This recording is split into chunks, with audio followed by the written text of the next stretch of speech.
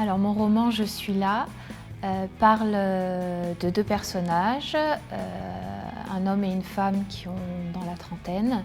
Cette jeune femme est plongée dans le coma suite à un accident de montagne et elle a une particularité dont personne n'est au courant, c'est qu'elle peut entendre tout ce qui se passe autour d'elle malgré son état de coma. Et le jeune homme, qui se prénomme Thibaut, entre un jour par hasard dans sa chambre et commence à lui parler sans se douter qu'elle peut l'entendre.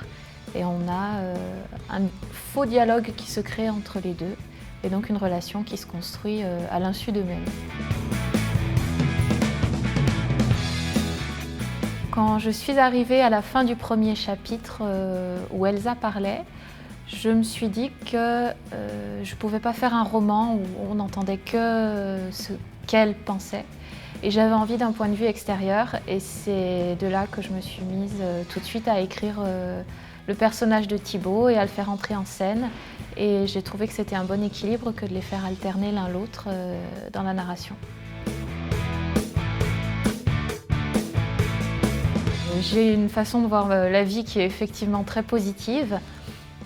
Et du coup, c'est ce que j'ai cherché à traduire dans un roman parce que une histoire d'amour, j'avais pas envie de la rendre tragique ni dramatique. Je voulais quand même qu'il y ait une note de fraîcheur. Il y a une note d'espoir aussi très prononcée dans Je suis là par rapport à l'état d'Elsa surtout.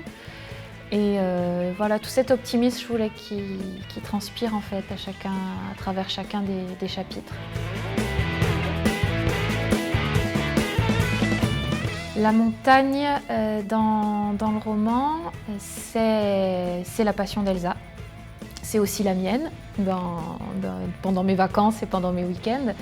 Et la passion d'Elsa, c'est toute sa vie finalement. Elle travaille en montagne. Je pense que si c'était une personne qui existait réellement, elle passerait 24 heures sur 24, si possible, calée quelque part dans un refuge ou sous une tente ou n'importe où avec un visuel ou un contact physique avec la montagne. Selon le genre littéraire que je choisis dans mes romans, fantastique ou contemporain, mon style premier d'écriture ne va pas changer. Le vocabulaire par contre va être ciblé.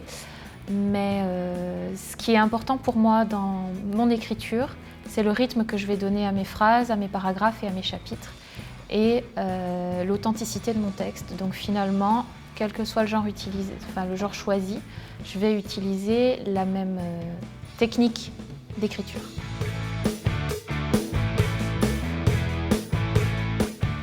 Comme tous les jeunes auteurs, à mon avis, ou au moins 95% d'entre nous, c'est extrêmement difficile de commencer dans le milieu de l'édition.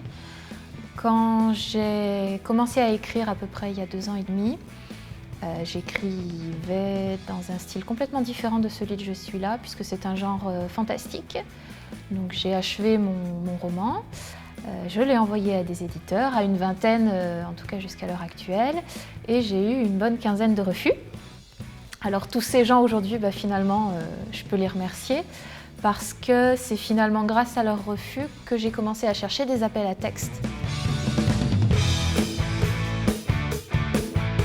Le prix Nouveau Talent a été, et est en ce moment même, un véritable tremplin pour moi puisque n'ayant essuyé que des échecs jusqu'à présent par rapport à l'édition de mes romans, là désormais j'ai un roman donc édité en France qui promet d'être une jolie réussite, édité à l'étranger, avec donc un enthousiasme vraiment débordant. Et du coup, j'ai eu une proposition pour le tout premier roman fantastique que j'ai écrit, qui devrait sortir prochainement aux alentours de janvier 2016.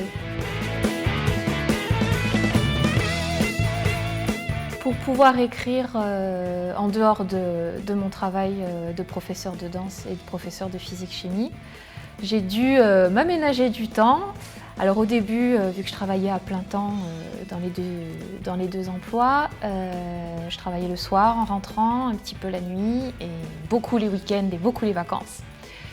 Et je me suis rendu compte que ça allait pas être négociable comme ça très longtemps.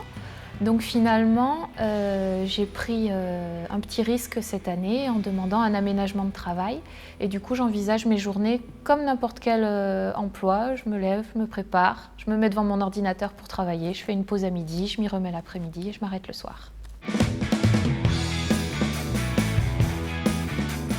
En tant que jeune auteur, il a fallu que je me mette à la promotion numérique. Alors étant complètement débutante dans le milieu de l'édition, y compris d'un aspect promotion, on m'a conseillé la plateforme Igibook que j'ai trouvée très sympathique déjà d'un point de vue visuel et assez facile d'utilisation. Il y a plein de rubriques qui sont disponibles, on a une galerie d'images. Alors moi personnellement j'ai choisi de mettre les images que j'avais choisies en lien avec mon roman. Il y a une revue de presse que j'ai commencé à bien remplir, la description de mon roman, etc. Et du coup, j'apprécie énormément en fait, le fait que sur cette plateforme, on puisse réunir le maximum d'informations concernant l'auteur, son livre, ses passions. Il y a un blog également. Ça condense tout sans être uniquement un réseau social, sans être uniquement une page web qui va rester impersonnelle. Non, au contraire, il y a un mix de tout ça qui se fait et je trouve ça très intéressant.